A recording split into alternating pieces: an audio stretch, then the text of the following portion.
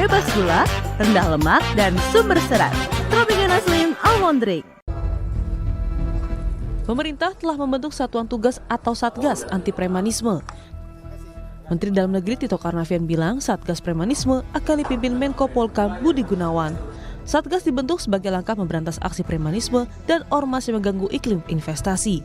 Ada Satgas dari Polhukam, ada Satgasnya, nanti Kemendagri salah satu bagian dari Satgas. Tugas utamanya Pak sebetulnya apa Pak kalau untuk Satgas Premanisme? Target yang mau dikejar apa Pak? Iya, diantaranya kan mengenai penegakan aturan-aturan yang sudah ada ya. Sebetulnya dalam aturan-aturan itu mengenai keormasan, kan ada yang badan hukum, ada yang terdaftar, ada yang tidak terdaftar. Nah, kalau yang badan hukum terdaftar itu yang melakukan penindakan adalah kalau ada pelanggaran itu adalah dari Kementerian Hukum. Karena yang memberikan izin badan hukum adalah Kementerian Hukum. Kalau yang ormas yang tidak berbadan hukum tapi terdaftar di Kementerian Negeri, maka yang melakukan tindakan sanksi administratif kalau pelanggaran itu adalah dari Kementerian Negeri. Kalau sanksinya pelanggaran pidana, otomatis yang menegakkan adalah dari penegak hukum, kepolisian terutama. Jadi Satgas ini lebih utamanya adalah bagaimana menegakkan aturan-aturan yang sudah ada. Jadi siapa yang berbuat apa. Merespon permasalahan premanisme yang berkedok organisasi masyarakat atau ormas yang meresahkan, Puspom TNI melakukan kerjasama dengan Polri untuk melakukan penertiban.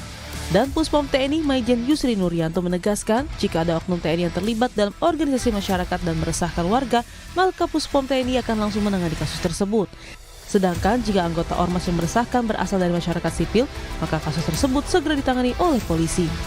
Ya, intinya kita tetap tujuannya adalah menjaga keamanan, kenyamanan masyarakat. Ya, selalu kita bekerjasama dengan Polri untuk menjaga Kamtibmas. Kita memang ada fungsi di sini adalah lead pamfik ya. Lead ini adalah intelijen ya, di mana kita selalu berkolaborasi, bekerja sama dengan intelijen lain ya, dengan kepolisian, kemudian mungkin dari BIN, kemudian dari BAIS ya. Ini ya informasi-informasi yang ada lah. Jadi kita combine, kita analisa untuk dilakukan pencegahan-pencegahan. Sementara itu, Komisi 3 DPR melakukan rapat dengan Advokat Anti Premanisme atau Tumpas. Anggota Advokat Anti Premanisme Saur Siagian menyampaikan sejumlah contoh aksi premanisme yang meresahkan di kalangan masyarakat. Saur menyebut tindakan meresahkan itu tidak hanya berupa ancaman verbal, melainkan juga tak segan menggunakan senjata. Dirinya mendesak Komisi 3 DPR untuk segera menangani permasalahan premanisme yang berkedok ormas. Inilah contoh-contoh kita meminta supaya Komisi 3 mendesak Kumham, Menteri Dalam Negeri, mengapa ini kemudian tidak ada tindakan?